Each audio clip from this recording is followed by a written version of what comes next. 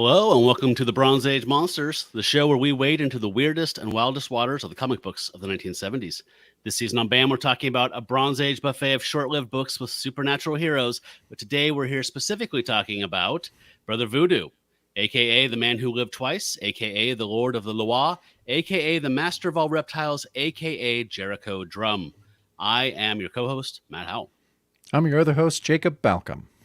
Thank you for joining us this week, listeners. It's nice to have you here. Jacob, it's nice to do another live. As you know, we're getting into the live thing. Yeah, I love it. I'm glad we're doing it every month. I think it's a lot of fun. Me too. And I'm glad that our friend Jared, who's going to be a guest on next week's episode, actually, for Supernatural Thrillers number 8, I'm glad that he was the one that suggested that we talk about this one. I think this was not originally my schedule. And I think it was a good call to go and close the loop on the Black Talon story. And the whole thing that Len Wein did with Brother Voodoo. Because the next time we're going to see him, he's going to be teamed up with Spider-Man. We all know that Marvel team-ups are usually the classiest, most logical affairs in the Marvel universe. It's for classy grown-ups. Yeah. Definitely. Cool. So I'm pretty excited about the one we're talking about today because we talk on the show a lot about the Marvel Curtis magazines that were the black and whites. And so you got a lot of artists that kind of did some classier black and white stuff, like for the Warren magazines, stuff like that. And there's amazing stuff. So they are black and white, as I said. So there's no color. So we don't get beautiful Glynis Wein colors or anybody, or Jeter or whoever. But you get these really nice, really tasty black and white pieces of art with these nice gray washes, which I think are very effective and kind of giving kind of a bi-color feel to them and a little more depth to them than people might think of when they think of black and white art. So, yeah, my only issue with this scan that we're looking at tonight is it's pretty muddy. Yeah, it is a bit of a muddy scan, but what are you going to do? It's better in black and white. It's fine. It just seems to, kind of dull the color of this cool cover. Yeah. So folks, if this is your first exposure to this magazine cover, the zombie that had a run in the magazines was Simon Garth. He was a character that appeared in the Atlas era, I believe, Jacob, right? Early 60s, he appeared in a one-shot, like a horror Atlas book about a zombie. The name, I think he had the name Simon Garth, maybe. I think he was like an asshole guy who got turned into he was a plantation owner or something. It's been a long time since I read the original story, but who gets turned into the zombie. And then for some reason, somebody yanked out and went back and pulled this one guy and like, let's revive this character. And so they did the most amazing stuff with him, though. He has gorgeous art, and he is cursed to walk kind of like Man-Thing. He can't communicate with people. He's more of just a vehicle for cool storytelling, and he has this medallion on, I think is what curses him or something like that, right? Like the necklace he wears is part of his curse to be walking around. But so he encounters all these voodoo priestesses and Hungans and all this crazy stuff, and gets just like Man-Thing does. I mean, it's just like, it's a cool, almost like an anthology, but he's wandering around and just getting into whatever the upside down Black Lodge version is of like Incredible Hulk stories, where he's wandering around the countryside encountering fucked up, weird, dark stuff. So it always has great art. It's always interesting. So if you have not read Tales of the Zombie, I highly recommend you pick it out. I have no idea if it's been added to Marvel Limited or not. Nope. God, that's ridiculous. So the only thing that you can really read this from is probably in the Marvel Horror Omnibus, I'm hoping. Yeah, or one of the or the Essential, if you can find it online. Sure. And the Essentials work with this because they're black and white, and these were originally black and white, so those are quite fine to read this by. Yes, I totally agree. I prefer to read comics art in black and white if it was intended to be black and white. I like it when it's so. There's a few that don't necessarily follow that rule for me. Like I find that Colan's Dracula work translates to black and white really well. Yep. But I've mentioned on the show before, I don't like reading Silver Age Flash or Green Lantern in black and white. It just feels completely like the life is sucked out of it for me. So, but this stuff is different. So what we're looking at here is a cover by this artist named Earl Norham. And he did, I believe, all of the Tales of the Zombie covers. He got his career after World War II. He was a soldier. When he came back, he started doing commercial art, and he did a bunch of covers for men's adventure magazines, like Reader's Digest, all kinds of work across every swath of life. He would do covers. He would do spot illustrations and interiors and layouts. Often we've seen, like when we did like the werewolf story, that was a text-based story, like those kind of illustrations like that, where it's just like there's a bunch of text and there's one cool part of the story being illustrated by someone. He did stuff like that, and absolutely love him. He died in 2015. But yeah, this is a beautiful painting. He worked almost exclusively in acrylics, and we've got Simon Garth here holding up these security guards, and he's got a damsel. I'm not drinking because I have to leave and go do something. Oh, I'll drink for you right there. But he has a passed out damsel in his arms. And the only hint that we have is that this is Brother Voodoo story is the very bottom, where it says also Brother Voodoo versus the Black Talon. So we've been theorizing this was planned, but not done for Strange Tales because of the chop. Yeah, I think that's accurate, don't you think? Yeah, I mean, the credit we're going to see, I think we talked about this before in the previous episode. I think the credit explains that we knew what he wanted to do, and then he had to hand it off to someone else because he had to write the golem. And whatever else he was doing that month. I mean, I'm sure he was doing a lot, but again, I think we spoke about this last episode that, yeah, he had to be kind of bummed out. Yeah. So this was cover dated July of 1974. Just to jog your memory, Strange Tales 173, the last appearance of Brother Voodoo, was April. So it's only been a few months. So that cliffhanger ending wasn't really killing anybody like some of them do. Yeah, so I'm ready to dive in whenever you are, Jacob. I can look at this cover again all day long. I love Earl Norm's paintings, but that ain't this. Oh yeah, no. It's it's awesome. Yeah, let's go to the opening page. So the opening page, we have the title, End of a Legend. Well, first we had the nice little banner. It says Brother Voodoo, the man who lived twice. I don't see the TM on that.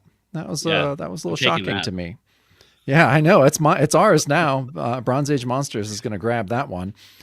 And the title is End of a Legend. Let's see our cast of creators. We have Doug Moench script with Len Wein plot. Gene Colan and Frank Chiaramonte are on pencils and inks. So, obviously we've talked about Doug Moench endlessly on our first season of Werewolf by Night. No real reason to talk about him a ton. I was wondering where he was at in the Werewolf by Night run when this issue came out. This month he's writing Werewolf by Night 20, featuring Baron Thunder and his magnificent playset. I haven't thought about Baron Thunder in a long time. Wow. I know. When I read that, I was like, oh, Baron Thunder. Man, that was so cool. So he's just settling into his new gig at Werewolf by Night. Yeah, no, he's only been on it a few issues, I think. Yeah. So, yeah, pretty awesome.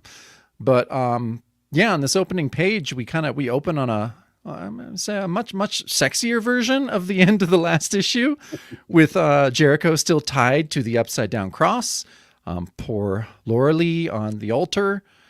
And after this, these next few pages are just going to be catching up readers on the Black Talon storyline. But since we have shifted writers, let's see how Doug measures up to Len's prose. I'm going to read a bit of this. So we'll skip the first part. I'll say, a mind struggles through the oppressive mantle of oblivion, the mind of a man, and yet more than a man. Once the man was known as Jericho Drum.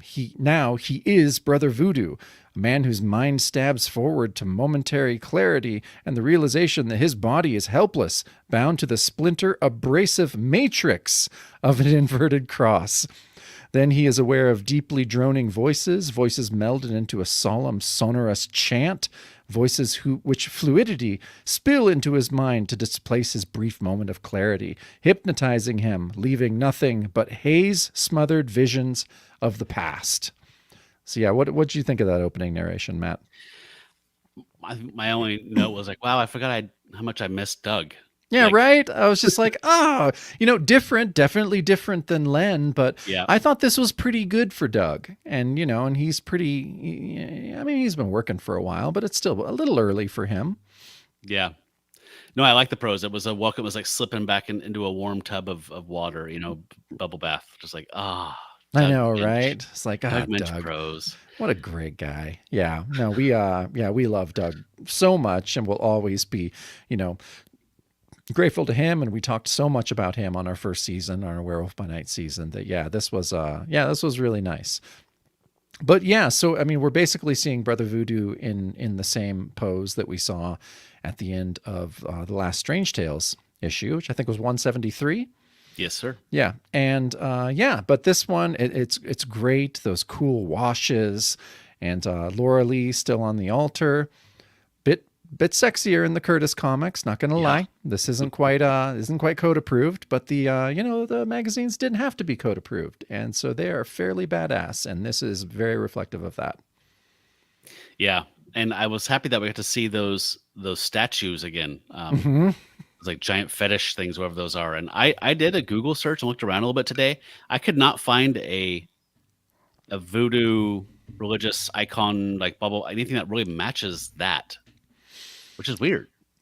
So, I mean, well, I know that, so they were featured in last issue, right? Yeah. And so, we also know that Len was working at a little more than the Marvel method. He was almost scripting out all this stuff, saying what stuff looked like. So I wonder if Len gave the direction on that. I'm sure that it's it's obviously a combination of Len and Gene and Frank. But yeah, they're super cool. They're very evocative. And yeah, I don't think they probably come from anywhere except these men's imagination. It's wild. One thing I particularly love about this page here is that since he is hanging from the bottom of an inverted cross, his legs aren't bound or anything, so they're just kind of wiggling around, just kind of doing this, like kicking like a little like toddler. Like they're dangling. Yeah. Get me out of here. He's in his high chair with his legs. Yeah, it's kind of dangling. Yeah, and I, like you said, this is magazine, not comics, so we got a sexier Laura Lee, and I had zero complaints about that. No complaints from me. Yeah. All right, I'm ready to move on. Let's do it. So this next page, the next two pages are all not stats fully, I guess, but they are well, sort of. I mean, these are made up of. This whole first page here is a flashback to 172, explaining how Brother Voodoo met Laura Lee and his encounter with the black-robed cult. And I thought it'd be fun to kind of go into the actual source here. And so I went back to issue 172 and I grabbed just quick grabs and I just stuck them on top crudely to show you how they took the word balloons out and all the stuff out, but just slapped on all this here narrative text to kind of catch the new reader up. So the next slide here is what that actually looks like. So there's Fiend in the Fog. So we can do a little A-B here, go back and forth. You can see there's no narration. Sometimes they cropped it a little bit, but it's all just being reworked from existing work, which is great because Gene Colan's work was awesome. And it doesn't need to be redrawn by Gene. But yeah, as you can see, it's just how Laura Lee got the threatening chicken delivery. And she saw the Fiend in the Fog, the face. She goes off the river. He jumps in and saves her. And then those dudes come in and do whatever. So we're not going to belabor this page. Plus, I have kind of a time limit today. It's going to be on the shorter side of an episode. So we're going to move on to the next page. Yeah, and like Matt was saying, this is pretty much just a recap of him meeting Mama Limbo, and yeah. So it is. Yeah, I mean, I think it's a pretty good recap. This is the same thing, he goes to the Head Taker's Hill, the mansion, which it was so funny when I saw that. I was like, couldn't you have put one of those great illustrations of him jumping over the fence again? Because that was my favorite. I was I guess this works. It's fine. But then, yeah, he goes in to see Jericho. Jericho goes in to see Desmond Drew, and yeah, so Desmond has his gun, and yeah, then after he leaves the mansion, the second assault happens. And he then is, up on the upside down cross. So I think it's a pretty economical recap. And yeah, it needed 2 pages for sure. Yeah. This is a lot of shit that you had to. I mean, this isn't even like Brother Voodoo's origin or anything. This is just the Black Talon storyline. Like they just didn't have time. Yeah, this is just this case. Yeah, it's just this case. So I guess, I mean, I don't know. I guess what yeah, I don't know. I mean, would their first experience with Brother Voodoo be in a Curtis magazine? Like maybe. I don't know how much crossover there really was. I have no idea either. I would love to know demographically how much people were buying off comic stands and buying from newsstands like magazine racks. I imagine there's some, you know. I don't know. Would New York City, if you're a 10-year-old kid, would somebody look at you weird if you were going to the Curtis magazines? I don't think so. Probably not. I mean, you know, they were more mature for sure. But yeah. Well, yeah, I saw that Jason said less and leverage. Yeah.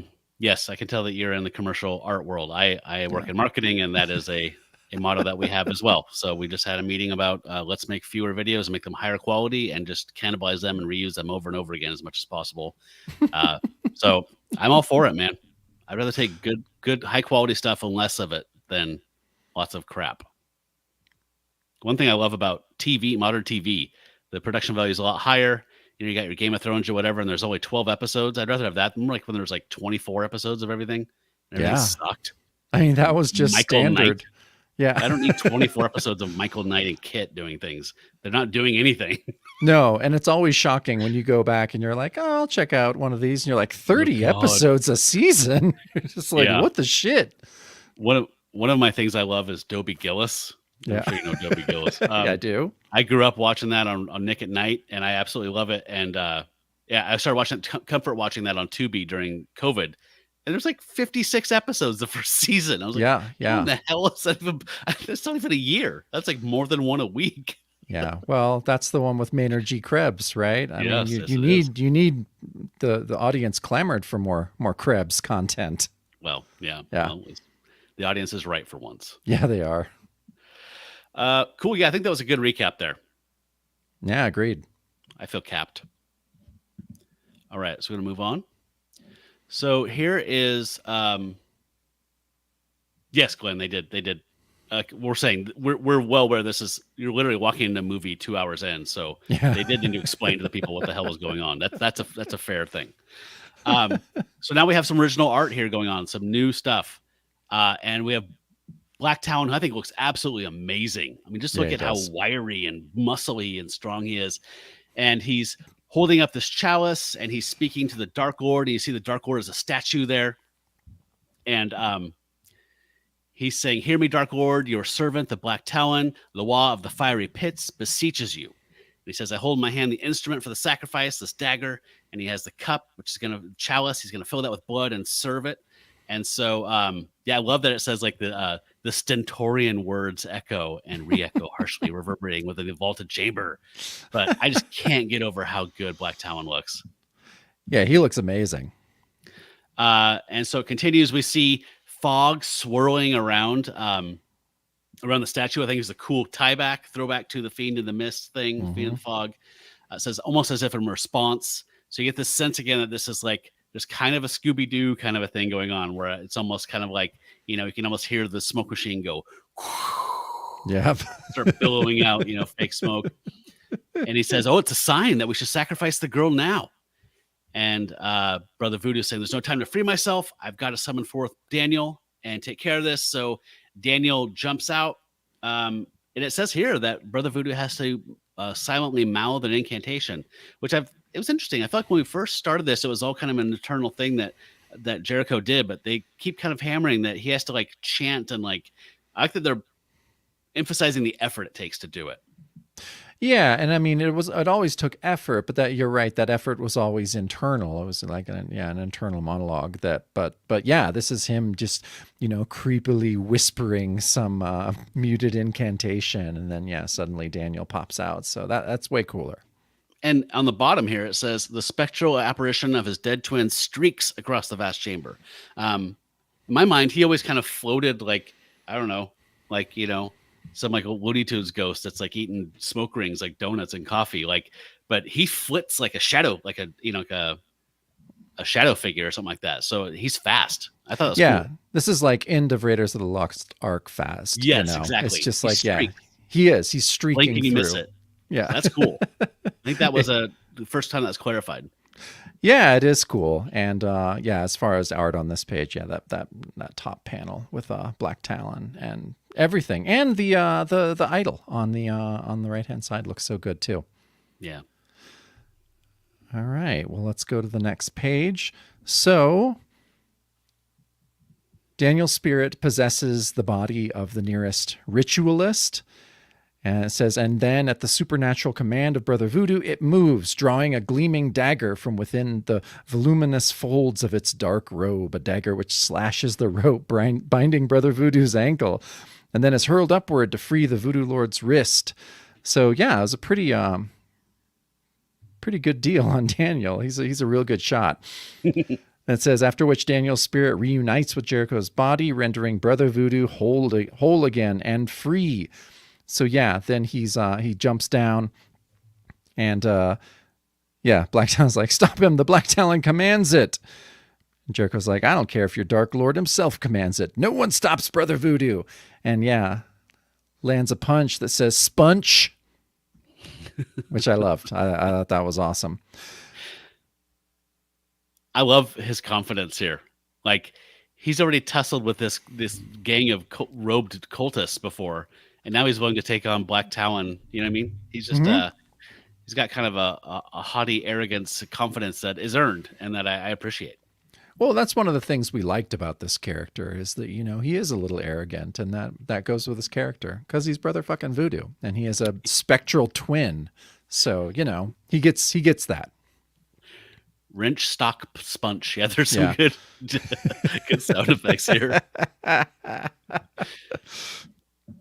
All right, moving on. We're keeping this at a clip. So Brother Voodoo has scooped up Laurel Tate. It's time to save this girl, and there's yelling, "Stop him!" and chasing after him as he's just running blindly down it because he was knocked out when he came here, so he doesn't know where he's going. I love that. Yeah, it's like Big Trouble in Little China or something like that. Like, it's just like, I'll figure it out. Yeah. And so he goes down a labyrinthine path, and they're coming after him, and then he's thinking, "Wow, the girl's too heavy. She's slowing me down." I mean, okay, granted, he is being chased by dudes, but he's like, I have to do something to buy some time. And I was just like, dude, do not tell her she was really heavy by it. When you guys, this is all said and done, and you're out at Denny's having a cup of coffee, kind of recapping, don't mention the part where she was heavy, because you're going to hear about that the rest of your life. And I have a feeling you guys are going to be together. Yep. So he grabs a torch. I love this part. He takes a torch out of a sconce thing, and he's like, for the one who has the power to control the flame, this should suffice. And so he says, now may get a nimbo guide my aim. And he whips it down, and he uses his voodoo powers to make it flare up. And so Black Talon's like going back as it goes whoosh. The torch dashes to the floor, and a hungry wall of whining flame spurts upward, halting the passage of Black Talon and his howling minions. Yeah, Glenn says he just wants to show off the fire trick with the drums. Wouldn't you? I'd do that every fucking day of my life if I could do that. I would. Yeah, that's how I would enter coffee. Yeah, I'd do that going into Fred Meyer, Yeah. Or Kroger. Kroger, sorry. No. We only use Northwest references here. Yeah. So, I really love the art on this next page. So, the first part, says, then in the shelter of the flames respite, the Voodoo Lord resumes his flight. And so, he goes straight into a dead end. Then he's like, okay, all right, it's time for Brother Voodoo to exercise the power granted by Papa Jumbo. And Roy has a little note, says, as detailed in Strange Tales 170. And so, we're friends, we're fans of his. So, we know what's going to happen. So, but they don't. Black Talon says, why doesn't this wall of fire die down? Wait, that sound. It's the sound of the sacred voodoo drums. But where is it coming from? And that figure wading through the flames unscathed. It can't be, but it is. It's him, Brother Voodoo. And I mean, we love it every time he does that. Yeah. But I love the angles on this one, on those, on the last three panels. We're kind of behind Black Talon on one side. Then I don't know. It's very cool. It's very strange. It took me a while to kind of figure out what the angles were. But yeah, it's really cool. I agree. And I love on the top there where it says bare feet slapping out an urgent tattoo. Like, man, Moench gets so flowery, and it's so cool though. It's so cool. Yeah, I mean, I love it. I was so happy to read his prose again. Yeah. So yeah, I mean, this is better than throwing sand in somebody's eyes, right? I mean, a giant wall of flame, these charged dead at them. Great news. So cool. Good stuff. All right. So on the next page, we get to see this little confrontation. He's telling his men, Black Talon says, take him in the name of the Dark Lord. And the other guy's like, what? No man can face one who walks through the fire. So they're all freaked out by what happened. And he says, hey, the Dark Lord's going to remember that cowardice. All right. You're going to pay for that immediately after I kill Brother Voodoo. You're next. You're dead. And Brother Voodoo says, I shall be honored, Black Talon, to usher you across the threshold of hell. God, he's so badass. Yeah, he is. Oh, man, I love him. And so great action here in the bottom half of the page. Your insolence is the vow which will seal your grave, as Brother Talon charges at him. And he says, hey, not likely, Black Talon, for only a Gangan, a Hungan whose powers have deserted him, has need for a weapon such as your dagger. And then he clocks him, spash! Brother Voodoo's powers have not fled him, and Brother Voodoo needs no weapons to deal with the likes of you. Oh, those bottom two pages or panels are so cool. Spash. Oh, so good. So yeah, next page, Black Talon kind of crashes through the wall. It says the steel spring force of Brother Voodoo's blow slams his opponent into the rock wall. And then it says his bald fist again smashing out. But then Black Talon, although still stunned, evades the second blow and lashes out with his own hand. So yeah, Brother Voodoo says the Lord of the Loire frantically twists aside, not however quick enough to avoid slashing talons. So yeah, it seems like, yeah, Brother Voodoo got pretty injured there. It looks like that's not great.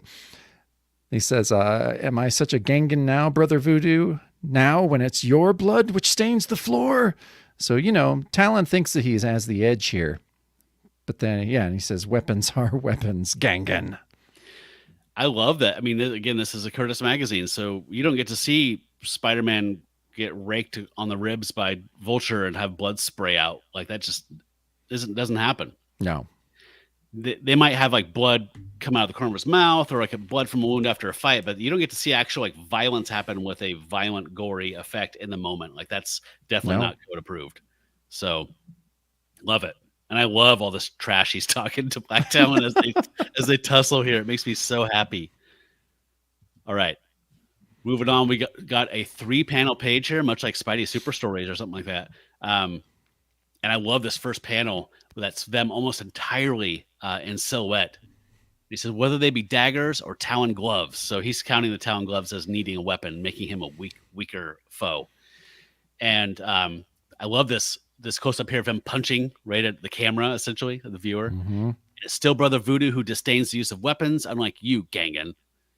And we're from the point of view of like basically Black Talon's belly button. You can see his awesome talon. I love his talon claws and feet. I know they're kind of dorky and people kind of joke about him, but I think they look awesome. They do. He reminds me of like the Jackal or something like that, some bone like that. They're just like, he'll rake your face or whatever. He does not give a shit. He's a dirty fighter. Yeah. You can tell. In this bottom here, the Black Talon also tries to use his boots or whatever they are that have claws on them as well. But that's considered a careless move because he has Brother Voodoo has ducked and gone down below that, and now the other guy has put himself in a vulnerable position. Yeah, Glenn, you're right. These 3 panels really do deserve the attention. Specifically, I think, well, I love the second one just like you do, Matt. But and I've called this out a few times this season. That's just Frank Miller. That just seems so Frank Miller to me. And I feel like we have clocked Colan as one of his greatest influences, which I don't really think I really had ever put together before. But how many times have we said, both of us, how many times have we said that during the Brother Voodoo stories? Like a lot. Yeah, it's wild. Yeah, it's crazy, right? Mm-hmm. And yeah, the bottom, fight with them with the flames in the background. Yeah, so goddamn cool. So yeah, next page, Jericho grabs the Talon, and hurls him to the ground, but is knocked from behind with a familiar gnarled stick, which I thought was like, oh crap. And it says, but his knowledge held but briefly before his mind suffuses with washing shades of gray oozing to black. That was my favorite Moench line of this issue, I have to say. I like that too. That's my second favorite one. Yeah. The tattoo, the footfalls being like a tattoo beating was urgent tattoo. It was so weird and cool. Yeah, and I love that the stick came back. Like my note was just like, was he Alan Scott? Like, isn't the Golden Age Green Lantern like vulnerable to wood? Yeah, like, that seems to be his one weakness. It is. Yeah, get a big wooden stick, and that's his foil. So yeah. Yeah, and I love, like I said, I love that they're just getting down. Like this is not ballet. This is not Bruce Lee. Like this is like he's grabbing his feet and just throwing them to the ground. Like once there's an opening, you take it. This is for all the marbles kind of thing. So I really like that. Yeah, this is a street fight. Like this is not. Yeah, this is. I love it, and I love that Brother Voodoo and Black Talon both fight dirty. They're just like, fuck this guy. I'm gonna do whatever I have to do to win. Yeah. Well, we know that Brother Voodoo knows that if he loses, Black Talon's going to kill him, literally, sacrifice him. So I don't think he's that concerned. Black Talon's just dirty. Yeah, he is. So yeah, our poor guy here gets knocked out a lot. He does, which I'm going to drink for that. Yeah, I would if I could. That seemed like the one way that like to take him off to neutralize Brother Voodoo. Like you can't best him, so you have to sneak up on him and knock him out and kind of cheat. So on the next page, we get to see from the perspective of Brother Voodoo what he sees as he's waking up from this. He gets knocked out more than like a film noir dick. He does almost. Yeah, he gets knocked out a lot. So it says unknown time later, the black washes back to gray. They diffuse the gray of fog. And so we can see that fiend in the fog face. Okay. And then as it starts to break up, we see who it is. It is Mama Limbo. And she is there. She says, yes, Brother Voodoo, it is me. The one, I'm not going to do the patois. The one who sent you to the house on Headtaker's Hill. She says, I sent you there so the sect could grab you before he could get the girl. And Brother Voodoo thinks, and I was right. My suspicions were confirmed. And we were tripping out on that the last time we read 173. Like he left Desmond Drew's house. He's like, well, wait a minute, but does that mean? And then he got clocked. So we were like, what is he thinking? What is he thinking? Well, he was saying, did Mama Limbo just send me here and set me up? Yeah. And he was right. Yeah, he was right. So she says, no one must prevent the sacrifice. And I want to make certain that you don't, you're shackled with chains now instead of ropes because you and your little brother took care of the ropes last time. And so she says, you'll be released soon after the girl's been sacrificed and you'll be our next offering. So let the rites begin. And there is silence as the chant starts building up again. So the ritual has resumed as what was basically started at the very beginning of this issue. So now he's chained instead of tied with rope, and he's well and truly screwed. Yeah, he's totally screwed. So I did love the first 3 panels because I was like, okay, well, that mystery solved. Mama Limbo was the fiend in the fog every time. Yep. Which I thought was really cool. And I almost I don't know, maybe it just with the black and white and gray washes. This is almost my favorite fiend in the fog in a lot of ways. Yeah, I know. I agree. And I also like this on what's showing here, that second panel, that close up of her as she's explaining to him what's going on. I think she looks amazing. Yeah, totally. It was that second panel that definitely, sealed the deal for me, because that first panel is kind of what we saw the most of with Laura Lee driving, and which is cool. And it's very like spectral and minimalist. But then, once it kind of starts forming into a familiar figure, I was like, oh yeah, this is cool. Yeah. And she turned into Yoda. Yeah, she did. All right. Yeah. Next page. We just get a 3-panel page. So I was kind of looking back and forth. Do you think are they doing that thing where they split like 2 pages? I don't know. I couldn't figure out. I'm just like, is this being split up to stretch the page count, or is this just, I don't know. But I thought it was, but as I was going back, I don't know how that would make sense or save time in a way. But a 3-panel Colan Chiaramonte thing is a little odd. Yeah. I don't dislike them, but they do. Yeah. I don't know. I don't dislike them when it's Gene and Frank. Like, they're fucking awesome. But yeah, once we were clued into that was done, it's always kind of in the back of my mind when I see big pages. I mean, 3-panel pages, or a big, blow up that looks a little, washed out. And I have to think. I do know I was rooting around the letters pages of Tales of the Zombies feature issues, and I read a lot of the letters, and some people didn't like the non-comics matter. So there's film reviews, there was reviews of books about voodoo, there's whatever, and there was quite a bit an ongoing kind of thing of people saying that's padding. Do more comics. So that might, speak to your thing where you're wondering, like, did they kind of stretch out a 12-page story into 17 pages because people were kind of grumbling about another review of another movie? Maybe. I mean, that's not. Yeah, that's, I mean, maybe it's because we're not, 13 in 1974. But even in the Tales of the Zombie Essentials, they reprint all that stuff. Mm-hmm. Right. And so I just remember it all being very charming. And yeah, I liked it. I thought it was great. Well, yeah, but I mean, again, you're not cutting lawns for that to get quarters to buy this, so it's true. I feel differently if you were 12.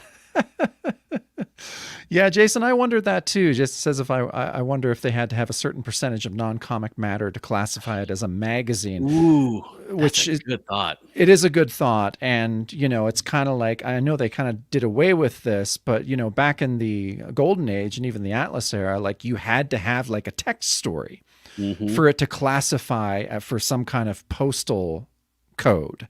And so they had to have those in there. So, but yeah, you're right, Jason. I wondered that, like, if they can't just put out, if they're just putting out the comics, it's going to be like 28 pages or something like that. So yeah, I wonder if they did have to do all that padding to make it magazine length. Yeah, so that, I think you might be right, Jacob. I feel like the back half of the story, it's almost like it slows down and goes into 70 millimeter like cinematic mode, but I think it might just be them blowing it up and stretching it out and making it seem more dramatic on accident. Yeah, I think so. I mean, specifically the next page that you're gonna have. Is this my page? Yeah, I just did the 3-panel one. Okay. Oops. So yeah, so this page, he's wakes up, he's chained, and looks down. What? Oh, that was the one I just talked about, right? The 3-panel one. Oh, are you done with this one? Yeah. Oh shit. Okay, I'm sorry. I have something to say then. I love the Laura Lee's leg down there. It's like, are you trying to seduce me, Mrs. Robinson? Just a little sex, just thrown in there, just for fun.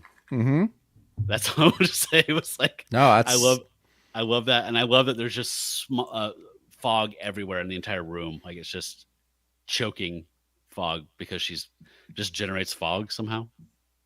Yeah, I know. She's I don't know, she's cool. I like her as the big bad. So do I. I thought it was I thought that was a cool reveal. I'd forgotten that she was villainous. I thought it was I love the whole thing. I love all the little surprises in the story that happened. I thought were great. They're super cool. The writing was awesome. Okay, so Brother Voodoo was straining at the chains, which were bolted to the cross, and here he explodes out, scratch, and goes flying down with giant chunks of wood attached to his wrists. You get one of the best parts of the story, in my opinion, next. Yep. But he shatters not the chains themselves, but the massive inverted cross itself. I mean, this explosive action, he full on hulks out. He does. So we've wondered before, like, does having your brother's soul bound to your own increase your physical strength? I think the answer is yes. Clearly, he's Yeah. definitely exhibited stronger than average strength. He wasn't bitten by a radioactive voodoo practitioner or anything. So he is the strength of Daniel and Jericho together, and then we get to see the awesome result of that right here. Yeah, what a cool page. I first kind of called this, and maybe it's just a really good star or something, or a really good blow up. But this was another one where I was like, oh, this is cool. I'm glad this is a splash page, but I also wonder if this wasn't a panel that was blown up to. It feels like a panel that was blown up to me. Like, I feel like you would be working small, and like, I'm not going to do a bunch of background here to clutter this up because there's an exciting dynamic thing happening. Yeah. But if you were doing an entire page, you would not just do a bunch of starburst lines and go, I'm good. Like, there would be something. You would do some gentle hint of rock wall or some depth or something. I mean, that's my opinion. Not Colan. Colan would never do that. So, yeah, no, I totally agree. Even though it works, it's badass. I mean, it's economical, but yeah, you're right. I mean, it's just the coolest thing on earth happens on the next page. So Black Talon cries, damn him, stop him, stop him. And then, oh my God, narration's like, but a man wielding two 50-pound flails of solid wood is not easily stopped, even if he were damned. And oh my God, the panel of him just whipping these 50-pound pieces of wood, just laying waste to the fucking acolytes. It's the coolest thing ever. Oh, this reminds me of, like, I frequently go to Kung Fu Theater at the Hollywood Theater here, and I've seen some crazy Shaw Brothers shit where it's like, the flying guillotine and just crazy weapons these people have. This feels like that bananas, like grindhouse Kung Fu, like just crazy ass weapon, just whipping the shit around, knocking people out with chunks of wood. I love it so much. Oh, it's awesome. I want to adopt it. Yeah, right. And then, he also kind of tries to reason with them a little bit. He says, stop fighting me, you fools. Don't you see yet? You've been duped. There is no Dark Lord. Just fog, drugged gas, and Mama Limbo's voodoo powers hypnotizing you into seeing the Dark Lord's face, into believing the Black Talon is a living Loa instead of just a mortal man in a simple costume. Literally Scooby-Doo. Squad. Yeah, and we do get a squad there for the last hit with the giant with the giant pieces of wood. No, super as cool. He's beating the fuck out of them with giant 50-pound chunks of wood. He's explaining, you guys should know better. Yeah, stop. Well, yeah, as he's doing that, he says, stop fighting. Stop fighting me. They're like, we're not fighting you. We're getting destroyed. And my only other thought on this page was, how is there not a Brother Voodoo action figure that has manacles with wood attached to them that you could just add on or take off as you see fit, Matt, I really feel like we've discovered our calling in life through doing these seasons on this podcast, is that we know what figures we need to make. We know what play sets we need to make. Like, this is it. Like, we need to start a Kickstarter, just getting this thing rolling. Mm-hmm. And then we can quit our jobs, my friend. Well, I think Disney should pay us to do this. This is silly. Yeah, no, you're right. Absolutely right.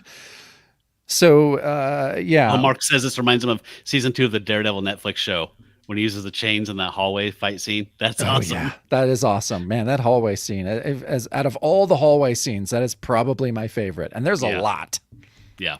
But that one was just, it was so cool.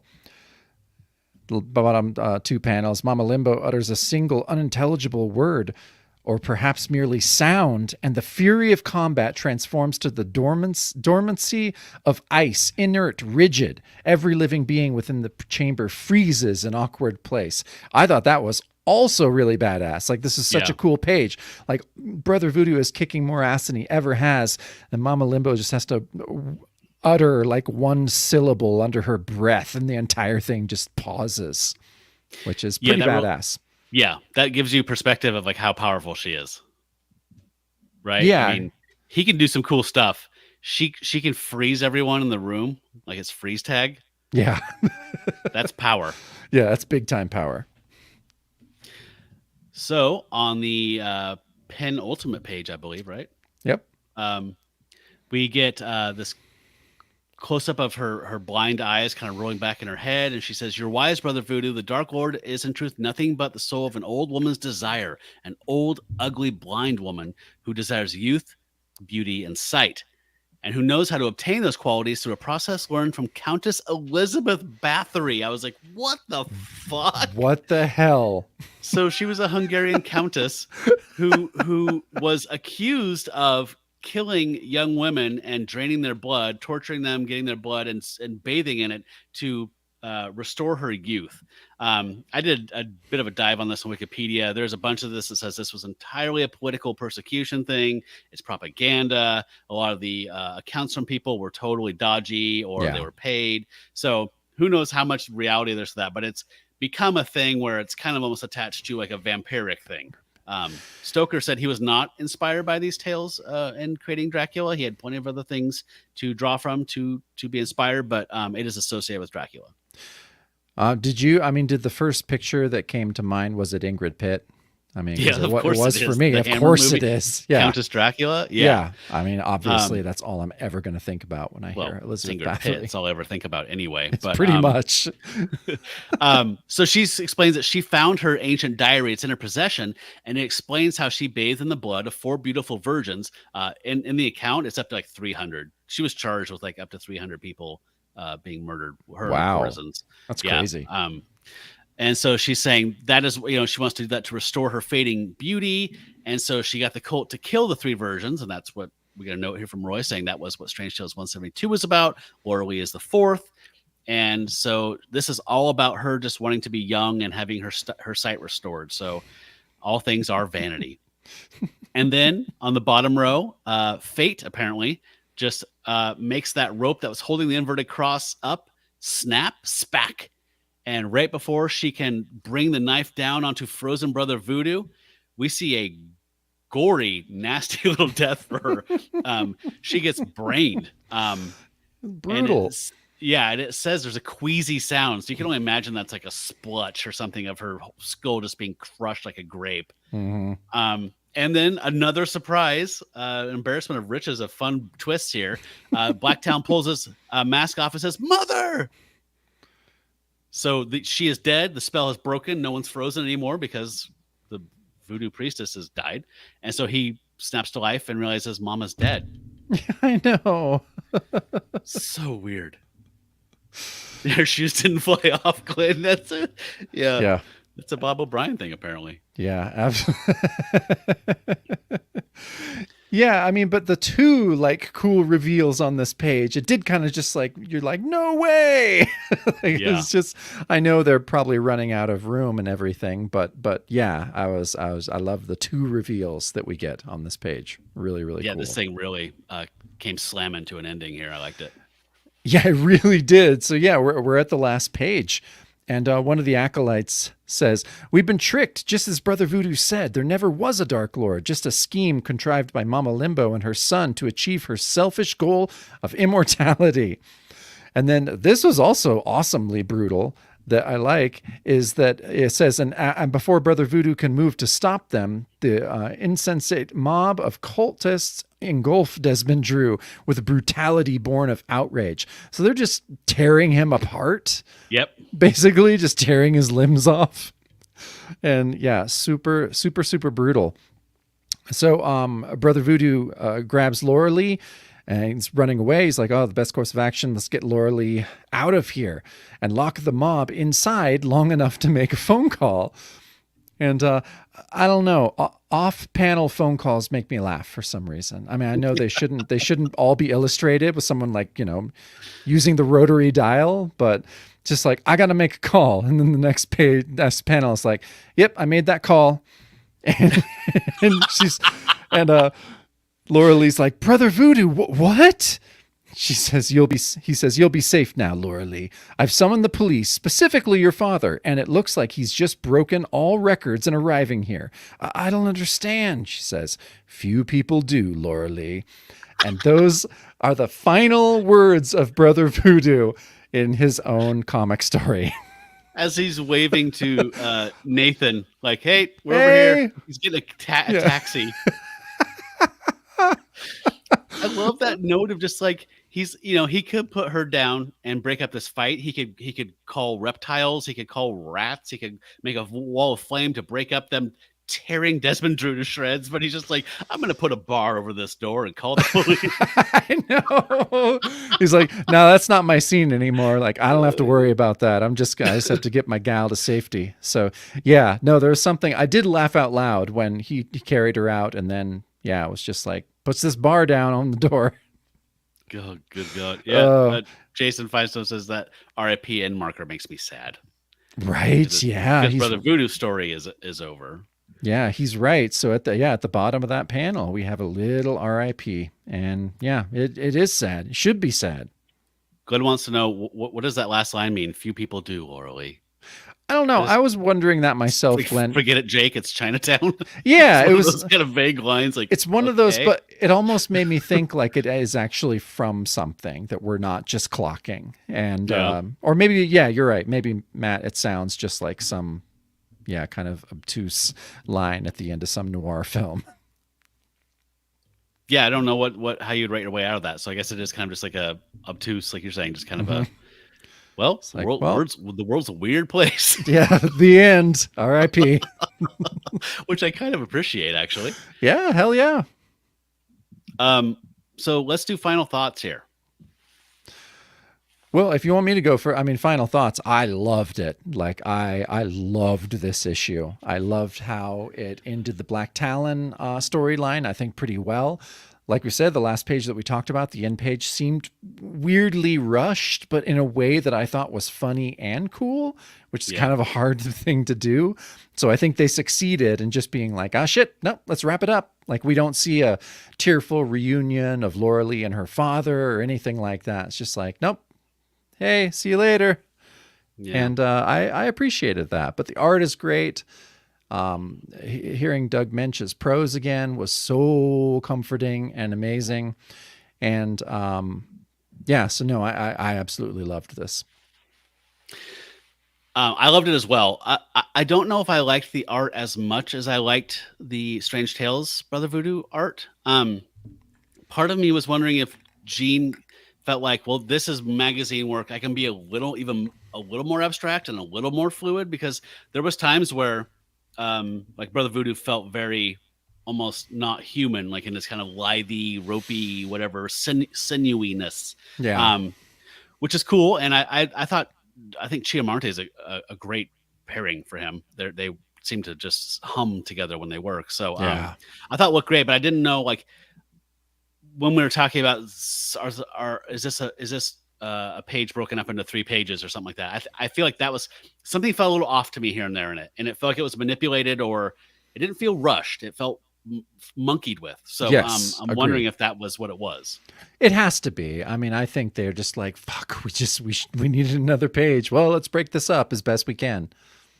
Yeah. So, I mean, I imagine that Len just had a couple paragraphs and just said, here's what I was going to do. Desmond Drew was the Black Talon. His mom was Mama Limbo. She's the villain, blah, blah. And then he just filled in the blanks. If that's the case, he did a fucking bang up job. Yeah, he did a great job. I love the twists and turns, the surprises. Like again, it's been 20 years since I read this. I'd totally forgotten this stuff. So like her being the villain was a fun surprise. Pulling the mask off and saying mother, another great surprise. Like I loved it. And the gory end for Mama Limbo. Unfortunately, the gory end for both her and her son. We have the Bronze Age, we have a diarrhea of killing off the villain. Like there's we do. Very rarely a returning villain, which is too bad, because some of these guys, they build these cool backstories and do this fun stuff with them and just walk away. I'm going to drink to that. Yeah. Yeah. I guess you have to drink for that death, eh? Mm-hmm. So, big fan. Not super happy about the fact that we don't see him next till I think Marvel Team Up again, which we're not. Are we going to cover that? I guess we're going to have fun with it. I mean, we have to cover it, but it's I have not even glanced at one panel. It's going to be a letdown. Well, that's that's a given, I think. Compared to what we come from, right? Yes. You just have to enjoy it in that sense of like, like, oh, the trial of the Incredible Hulk. Like there's Daredevil's in it. It's not Daredevil, but at least we got Yeah. Daredevil, like kind of thing. Like have fun with what it is and take it at meet on its own terms, I guess. Yeah. But we will make time for the Tales of the Zombie, the final issue 10. There is a story written by Claremont with art by either Alcala or Marcos. I forget who does the art, but I mean, we got to do that, right? I mean, yeah, another Brother Voodoo magazine story. Come on, get out of here. Yeah. Cool. All right. So we do have a bonus show that we do on this podcast. It's a weekly bonus show for our Patreon supporters. We've been talking about movies that are paired to our issue for the week. And just to be kind of a jerk, I picked a Corey Feldman movie from 1995. Direct-to-video movie where he's a kid on campus and he needs a place to stay, and he gets mixed up with a fraternity of voodoo practitioners, and it is a movie. It's 100% a movie that we watched. And I'm also doing a Kickstarter catch-up. Savage Wizard, this book I backed, I don't know, 2021, I think, and I have not had a chance to read it yet. It's 28 pages and with a bunch of back matter bonus material. And shared that with you, Jacob, in case you want to preview it or read along, or absolutely your choice. But looking forward to reading this. I love the project, following it as it went along. So if you would like to get on board with the bonus show and check that out, we have it available in multiple ways. It's the audio version, which is not intended. That's kind of a byproduct of the original show. The main show is a video version that we share through Patreon. And there's all different levels of tiers we can do to get that. Once you do get access to the bonus show, you can go through the entire archives. This will be episode 80, I believe, once we record this one. Wow. So that's a lot of us talking about films, other comics. We did the Urge to Scourge and covered the Marvel villain killer Scourge a couple seasons ago. All that stuff's there just hanging out, waiting for you to discover it, like a treasure trove, like Countess Elizabeth Bathory's journals. So the tiers that are most popular are Pack Member and Star God. So the Pack Member is $5 a month, and they get the weekly bonus show, like I said, video or audio format, your choice, whatever you choose. And they also get shout outs in the bonus show and the main show. We're going to do that right now. So the Pack Member includes fine folks like Tim Tucker, Brian from Marvel by the Month, Blake, last name withheld, Caleb, David Goodwin, Ben M, Michelle from Moonlit Comics, Letty, Johnny Turner, Justin the Owl, Russ from Taste the Pod of Dracula, Brad Michael Elmore, Jason Finestone. Thanks for being with us tonight, Jason. Yeah, Worm Drive Pro, Jared C., who's going to be our guest next week. He has a little surprise we're going to talk about. I'm excited to talk about that. Me too. Brink, David D., Glenn Lash, Rob from Marvel by the Month, Dave Kennedy, Benjamin Potter, Steve Lacey, Brian Steed, and Tony Iupi. Woohoo! Yeah, thanks all to our pack members. But the final tier is for the Star Gods. These celestial barbarian deities get even more content exclusive to that tier, and a thank you gift from our Threadless shop after 6 months of membership. You can choose a t-shirt, a coffee mug, a travel cup, whatever you want from the show's shop, and we'll send it right to your mailbox. So the hallowed ranks of Star Gods include fine folks like Landon, Jesse McFerrin, MJ, Ryan from Across the Bifrost, a Mighty Thor podcast, John Walsh, Michael Giacchino, Melissa Watts, Josh Link, Jackson T. Overstreet, Mark Nivens. Thanks for joining us tonight, Mark. Eric Hadley, and Catherine Neff. Thanks for joining supporting us at the Star Gods level, folks. You guys make the show extra great. I think Jacob has a little surprise coming for you as a Christmas present. Am I correct in saying that? Yeah, for sure. A little project, little thing I'd like to share with everyone. So I'm excited. Really fucking cool thing, by the way. I'm really stoked about what you did there. So yeah, Star Gods will get a hold of that as a Christmas thank you. If you want to call the show, you can call 971-220-5865. That's 971-220-JUNK. And you can leave your thoughts on whatever we're talking about or something we should be talking about or whatever you want. We're on social media. You can find all that stuff. You can email us also if you don't want to do voicemail. You can do regular Gmail. That's bronzeagemonsters@gmail.com. Thanks everyone for joining us tonight. Wow. Came in right under the wire. I have to leave in 1 minute. This is amazing. Yeah, you do. I love it, right? That's amazing. So next up, folks, we're going to be talking with Jared Savitas about Supernatural Thrillers number 8 with the Living Mummy. That is written by Tony Isabella, and it has art by Val Mayerick. And no complaints there. Hell no. All right. Thanks for joining us here. Until we meet next week, stay bronze, Pony Boy. Stay bronze.